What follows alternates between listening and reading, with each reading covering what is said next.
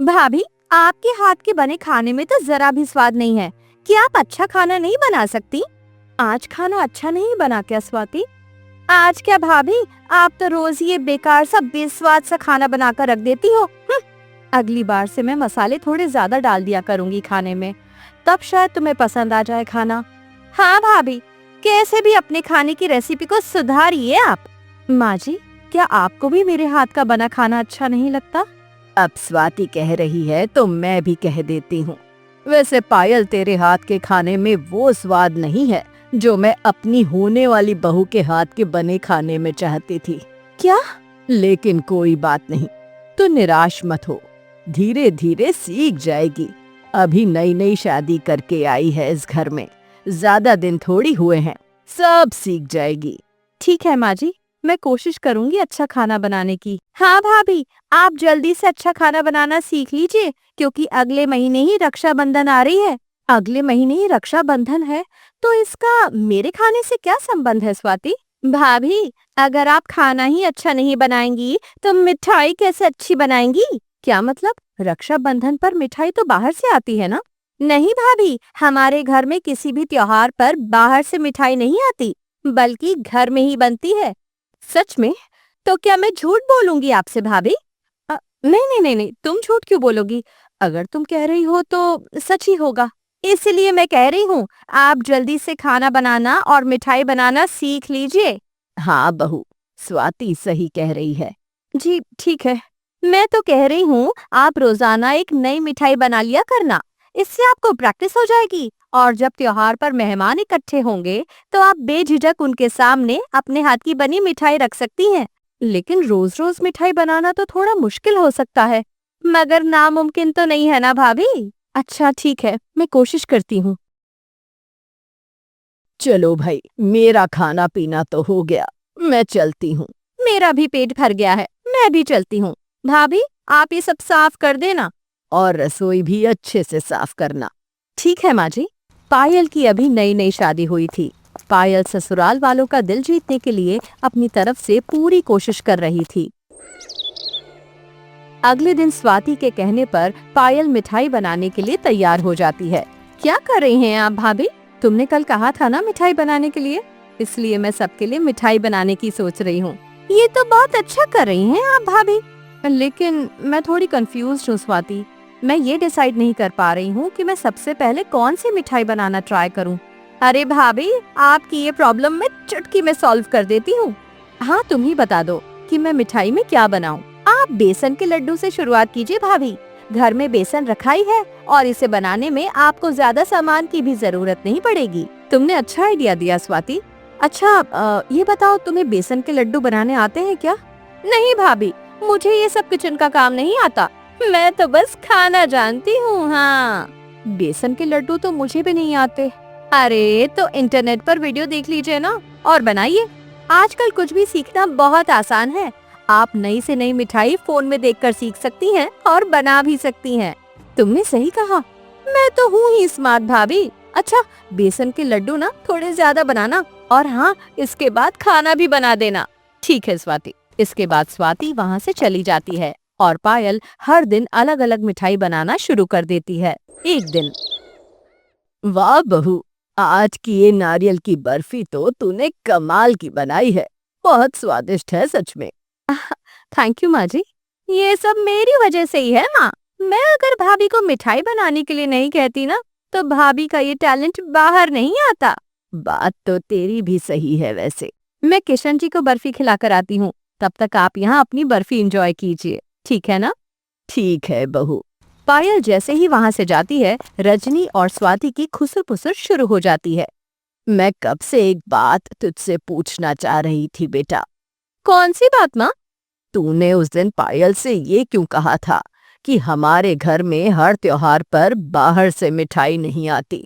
मैं तुझे उसी वक्त बोलने वाली थी, लेकिन फिर मैं चुप हो गई।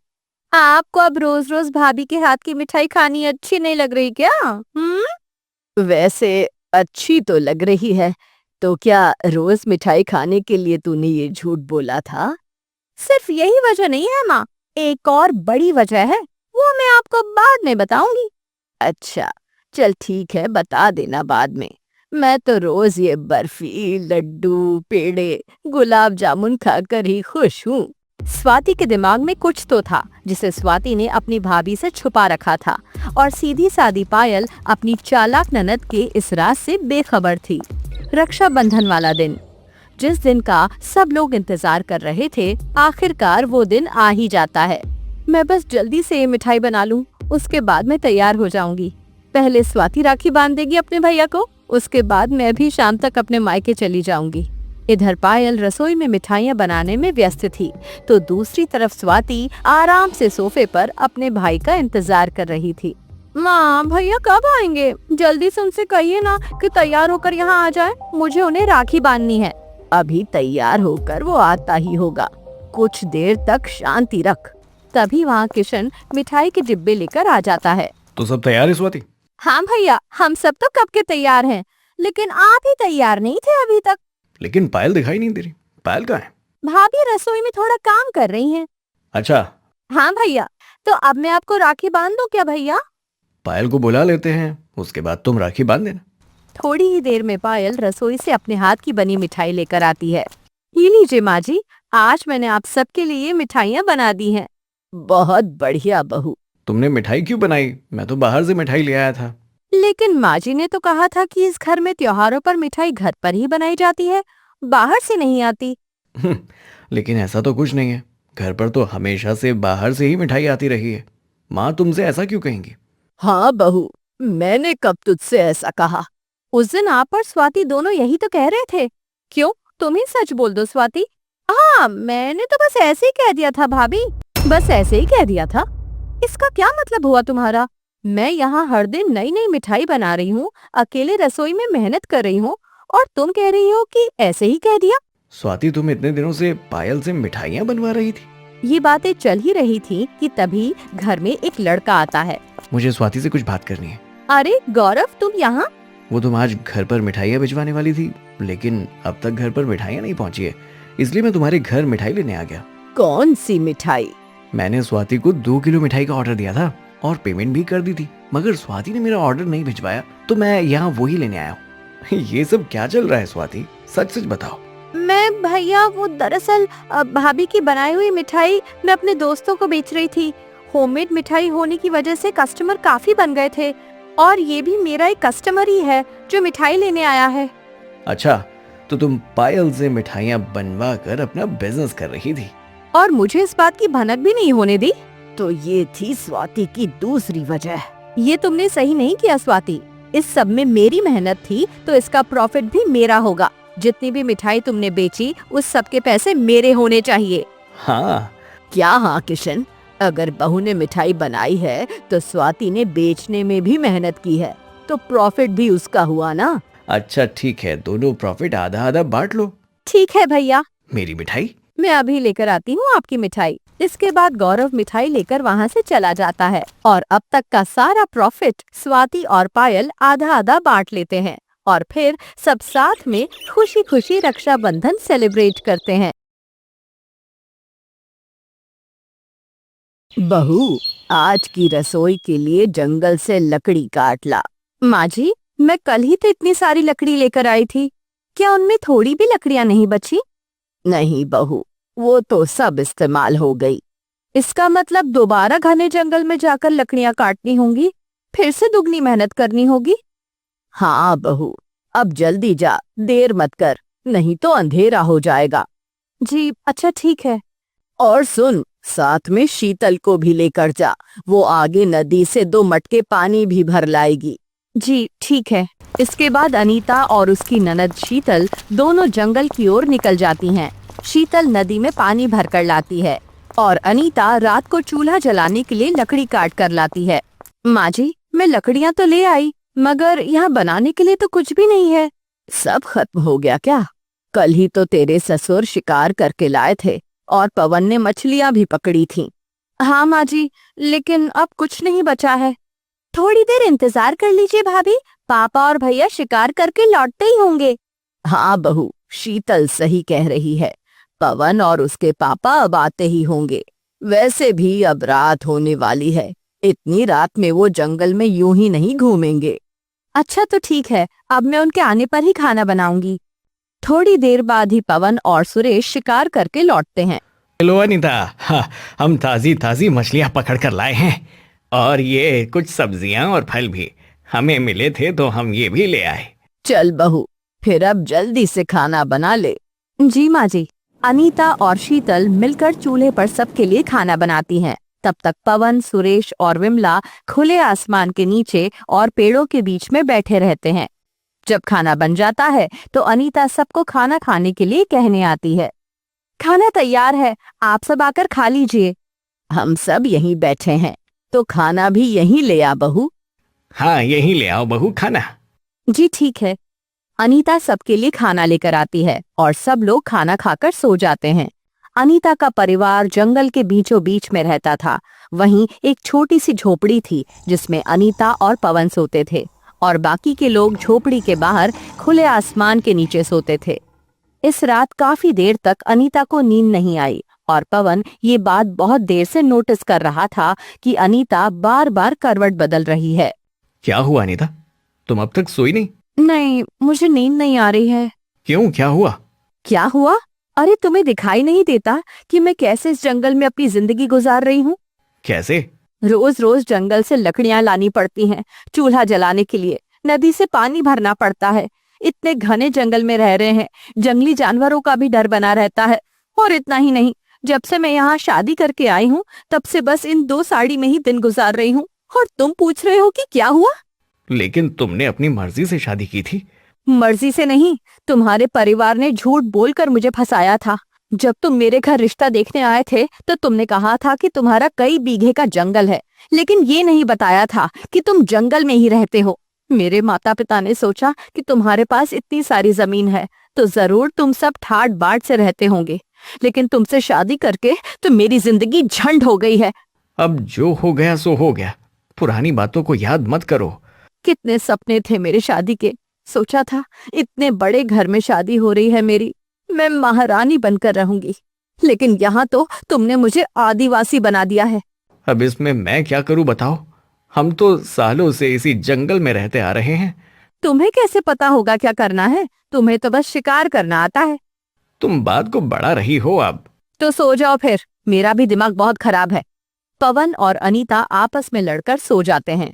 अगले दिन सुबह अनीता कहीं जा रही होती है और विमला उसे पीछे से टोक देती है। उधर कहाँ जा रही है बहू? शौच करने जा रही हूँ। आपने तो अपने जंगल में शौचालय नहीं बनवाया, तो यहाँ से दूर ही जाना होगा ना। अच्छा, लेकिन सुन, उस रास्ते से मत जा। सुना है उधर की तरफ शेर घूम रहा है। शेर का नाम सुनते ही अनीता के पसीने छूट जाते हैं। क्या?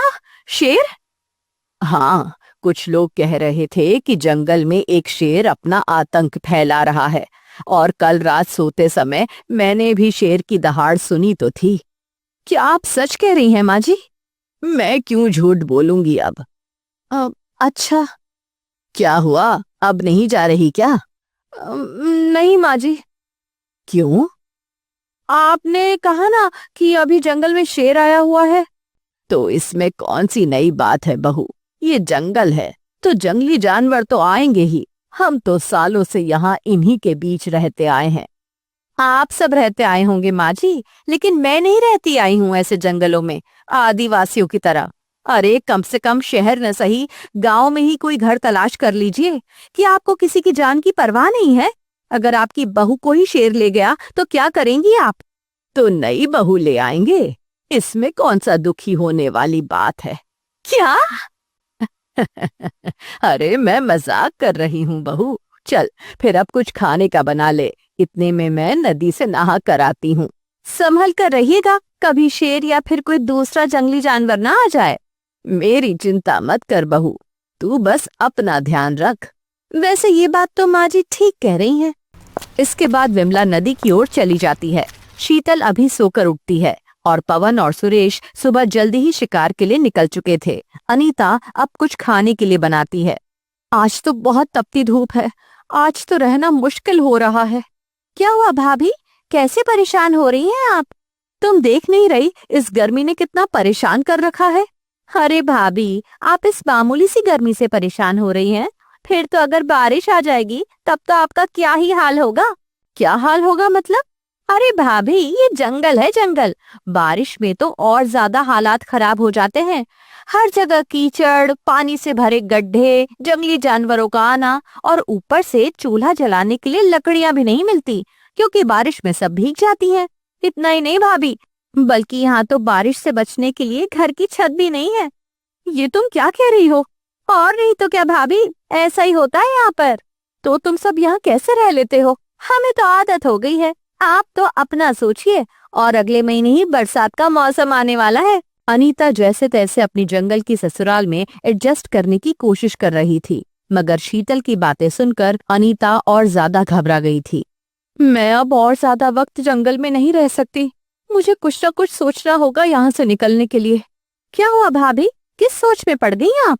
अरे कुछ नहीं। ऐसा करो, तुम नदी से पानी ले आओ, तब तक मैं खाना पका रही हूँ। ठीक है भाभी। अनीता रोज की तरह जंगल में अपना दिन बिताती है और रात को पवन के आने का इंतजार करती है। माँ जी, आज इन्हें कुछ ज्यादा ही देर नहीं हो गई? हाँ बहू, अब तक तो इन दोनों को शिकार करके लौट आना चाहिए था। हाँ माँ जी, मुझे चिंता हो रही है। ऊपर से आपने सुबह बताया था कि जंगल में शेर घूम रहा है। हाँ बहू, मगर तू चिंता मत कर, दोनों सही सलामत वापस आ जाएंगे। हाँ भाभी, अच्छा ही सोचो।